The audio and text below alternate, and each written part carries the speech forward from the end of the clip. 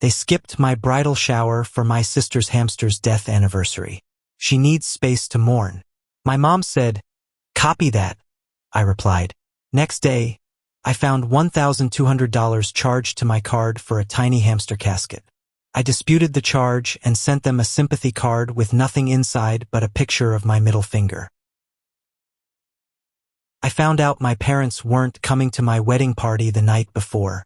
Not the wedding ceremony, which had already happened a week earlier on the beach in Malibu with just a small group. I'm talking about the reception, the big one.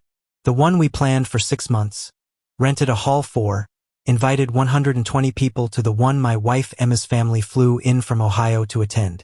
The one my mom swore she was looking forward to. So when she called and said they couldn't make it because it was the 1-year anniversary of my sister Lindsay's hamster dying, I thought she was joking. She wasn't. She needs time to mourn her loss, my mom said. And that was it. Not a trace of irony. Not a whisper of apology. Just that. I stood there with my phone in one hand and a box of place cards in the other, trying to wrap my head around the fact that my own family was skipping the most important day of my adult life over a dead rodent. Emma was watching me from across the room. I didn't even have to explain. She knew something ridiculous had just gone down. All I could manage was a stunt. Sure. And then I hung up. We moved forward with the party. It was actually amazing. Everyone showed up in good spirits. People danced. We laughed. My best friend gave a speech that made half the room cry. But every once in a while, I'd look around and feel that gap. That spot where my parents were supposed to be. That little empty chair at the family table where Lindsay could have been showing off her non-existent grief if she wasn't apparently weeping into a velvet hamster. The next morning, I was packing up leftover centerpieces when I got a fraud alert from my credit card company. $1,200 had been charged to a company called Pet Eternity Incorporated. I had no idea what that even was. I called the number and spoke to a guy who sounded like he worked in a basement full of scented candles. He told me a purchase had been made for a custom rodent memorial unit complete with a polished marble casing, internal LED illumination, a miniature pillow made of imported silk, and a plaque engraved with the words, "Our beloved Cinnamon, may you squeak forever in peace." That's when my stomach dropped. I knew I didn't even need confirmation. I called my mom. She picked up and talked like nothing was weird. Said Lindsay had picked out everything herself. But of course, she couldn't afford it. She'd used my saved card from that time she borrowed it to get gas before Christmas last year. According to her, I'd understand if I really loved my family. I didn't yell. I didn't argue. I hung up. Then I sat on the couch, opened my laptop, and immediately disputed the charge. Emma came into the room. She was wearing one of my old t-shirts and holding a mug of coffee like she already knew something bad was happening. I told her everything.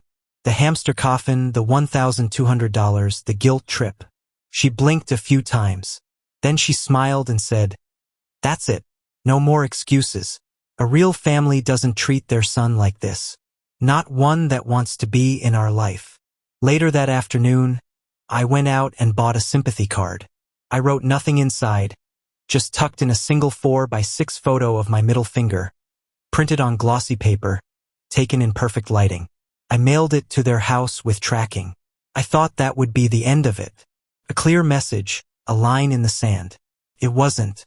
Things were just getting started. The card I sent arrived the next day. I got the delivery confirmation email at 4:38 p.m. At 4:39, my dad was calling. I ignored it. I figured if they wanted to throw a fit, they could leave a message like normal people. They didn't, just hung up. A few minutes later, my mom tried. Then Lindsay. I watched the calls come in like a slow landslide. Emma and I were on the back porch drinking iced tea and sharing a bowl of guacamole, trying to enjoy at least one peaceful moment after what should have been a celebratory weekend. The missed calls didn't bother me. I thought maybe, just maybe, that flipping them off in a sympathy card had worked, that they got the message, that maybe they just go radio silent for a few weeks and we'd all pretend none of it ever happened. But that was too hopeful, too sane.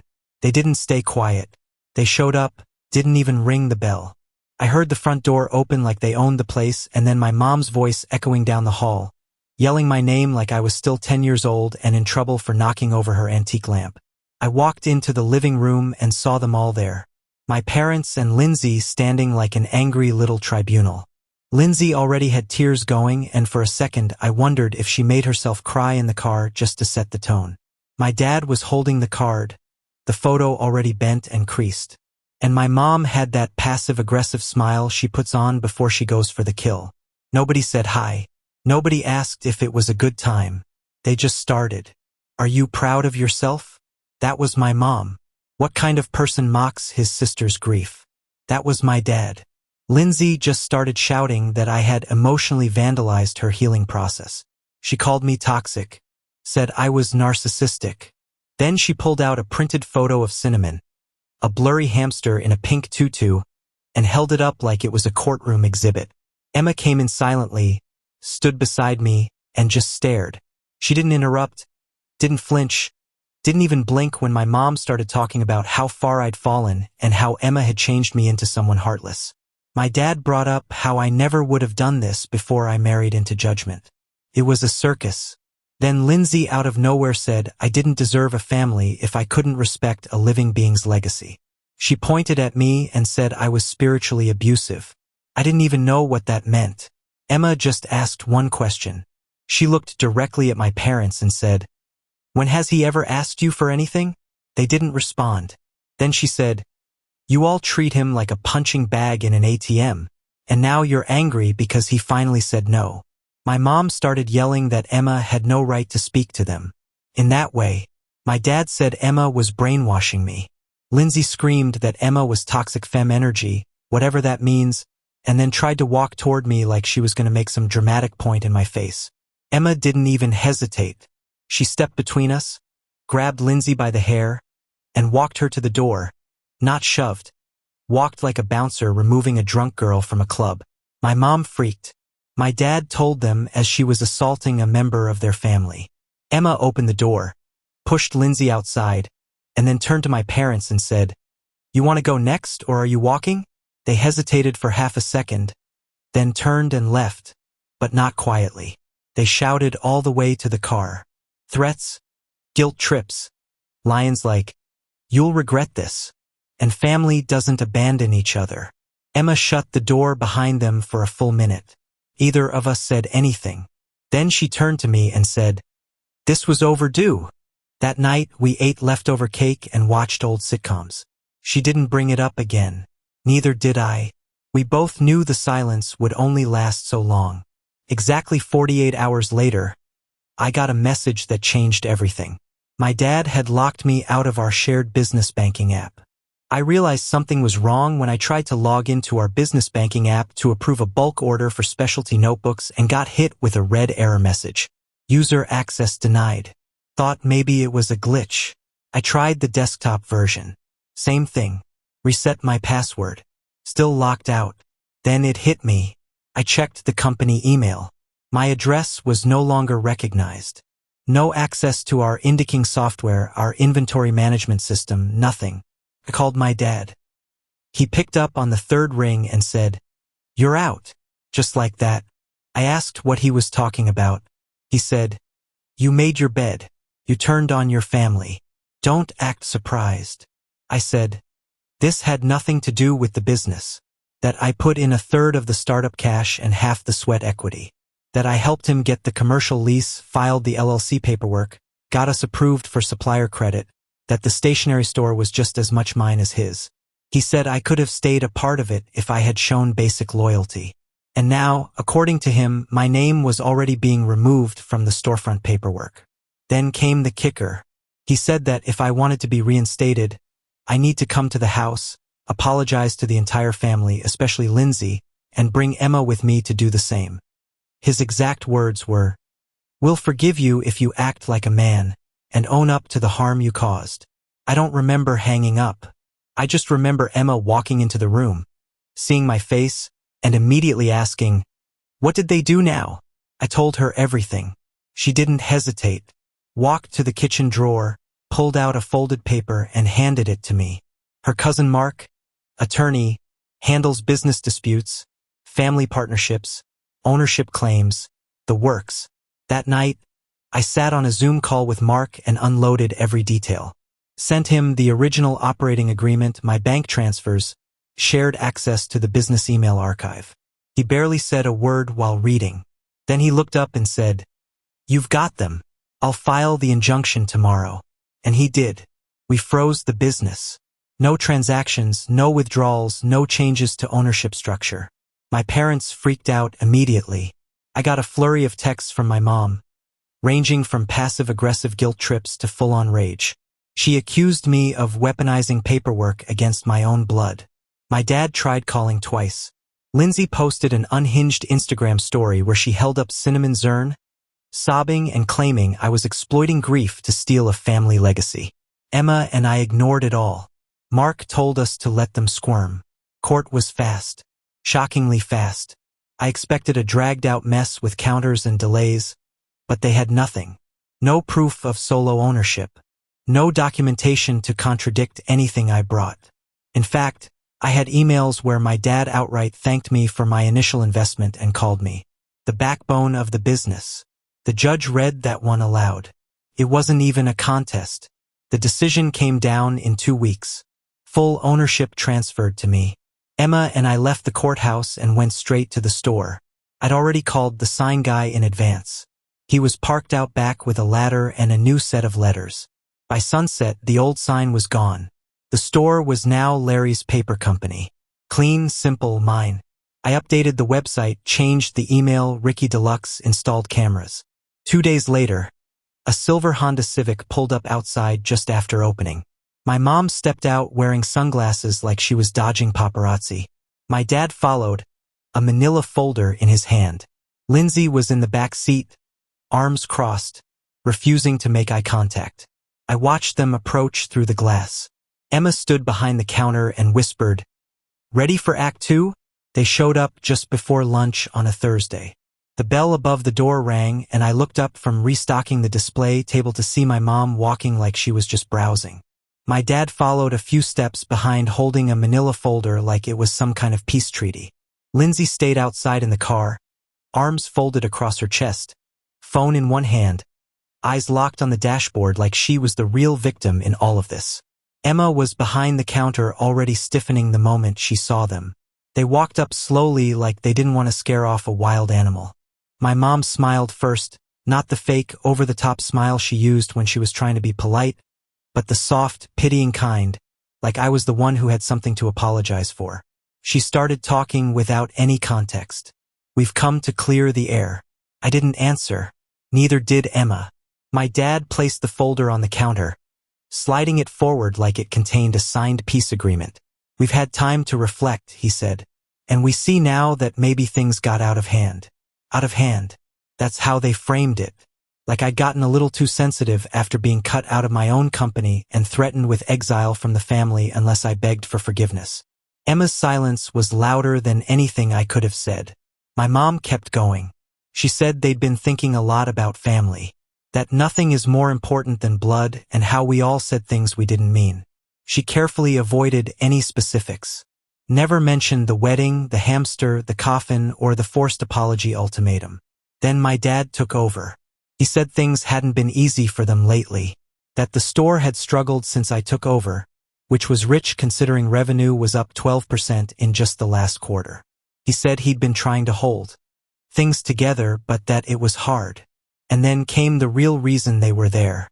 "We're in a bit of a bind financially." He opened the folder. Inside were printouts, bank statements, overdraft notices, late utility bills, even a foreclosure warning. Their savings were gone, credit cards maxed out. My dad said they'd fallen behind trying to pay off supplier debts that were technically mine, conveniently forgetting that they had frozen me out of all accounts and tried to erase my ownership weeks earlier. Then he looked at me and said they needed a loan. Just like that. Emma let out a laugh that startled both of them. It wasn't polite or quiet. It was sharp, honest. "A loan?" she said. My mom nodded like it was a reasonable request. Like everything that had happened before was a dream we were all waking up from. "You're still our son," she said. "Family helps each other." Emma stepped out from behind the counter. "No," she said. "Family doesn't lie, steal, manipulate, and then crawl back when it's convenient." My dad said they'd made mistakes, but that it was time to move past them. Emma turned to me. "Tell them," she said. "Tell them what you told me last week." I looked at them and said, "I don't owe you anything." Lindsay chose that exact moment to walk in, phone still in her hand. She didn't say hi, just launched straight into another tear-filled monologue. "You're letting her control you," she said. "You've turned into someone cold. This is about money now. After everything we've been through." Emma stared at her. "You mean after you emotionally blackmailed him over a rodent? After you called him selfish at his own wedding party?" Lindsay took a step back like Emma had just thrown ice water in her face. Then she turned to me and said, "You're punishing me for grieving, for loving something. What kind of person does that?" I didn't respond. Emma did. "He's the kind of person who's done letting people take advantage of him." Then she pointed to the door. "All of you." My mom gasped. My dad shook his head like we were the ones being unreasonable. Lindsay muttered something about karma. Emma walked to the door, opened it, and just stood there waiting. They finally left quiet for once. We closed the store early that day, took the long way home, ordered Chinese and sat on the couch in silence, letting the day settle. Emma looked over at me and said, "You see it now, don't you?" I nodded. "They never saw me as family," I said. "Only as a fallback." We clinked chopsticks and dug into our food. For the first time in months, I didn't feel like something was hanging over me. But I also knew they wouldn't give up that easily, and I was right. I thought they'd crawl away after the last scene at the store. Maybe lick their wounds quietly. But no, that would have required shame, and my parents hadn't carried a drop of that since I was old enough to pay for my own meals. 3 days after they were kicked out, a certified envelope showed up at our door. Heavy official looking, I opened it at the kitchen table while Emma was making tea. Inside was a letter from some no-name attorney in a strip mall office claiming I had obtained ownership of the store through coercion, manipulation, and undue influence. They wanted my actions reversed. They said I'd committed family sabotage. Not even a real legal term. Emma read it over my shoulder and just shook her head. "They're panicking," she said. "This is the legal version of throwing spaghetti at the wall." I sent everything to Mark, our lawyer. He responded within the hour. Nothing to worry about. No standing, no real argument. He even added a note at the end. I've seen more threatening paperwork come from expired parking tickets. Still, it was a sign they hadn't accepted the loss. They were grasping, hunting for any crack in the door I might have left open. Emma was right. I had been leaving one, so I shut it. I met with Mark again, went over all the documents, and filed an updated operating agreement. I added Emma as my legal successor in the business, revoked every trace of shared control my parents had once held, and locked the last open vendor account they'd somehow managed to keep access to. The business was mine, fully, legally, finally. We had just finished dinner that night, takeout from the Thai place we liked, when we saw headlights in the driveway. It was my parents again. I didn't even feel anger anymore, just fatigue. My dad stepped out first. He was holding a duffel bag. My mom followed, moving slower than usual, like the weight of everything was finally catching up to her. Emma stood beside me as we opened the front door. No one invited them in. My dad said they had nothing left. Their bank accounts were dry. They'd sold their car. Lindsay had moved out after a disagreement and wasn't talking to them. Then my mom finally looked up and said, "We need help." It wasn't a loan. This time it was a plea for money, for a shelter, for a reset. Emma asked if they were willing to admit what they did, that they stole from me, lied, tried to ruin my life. They wouldn't answer. So he said, "No." My dad said, "You're letting us starve." I told him, "You tried to bury me. You just didn't dig deep enough." They didn't argue, didn't scream, just turned and walked back down the steps to where their ride was waiting. A rusted van I didn't recognize. Emma and I watched them drive away without a word. We thought that was the end. But the next morning, something unexpected happened. There was a break-in at the store, not a major one. The lock was jimmied. Nothing was stolen, but someone had clearly been inside. Papers tossed, drawers opened, the back door left wide open. The security cameras were still uploading footage when I got the call from the alarm company. When I checked the video, it was blurry, grainy.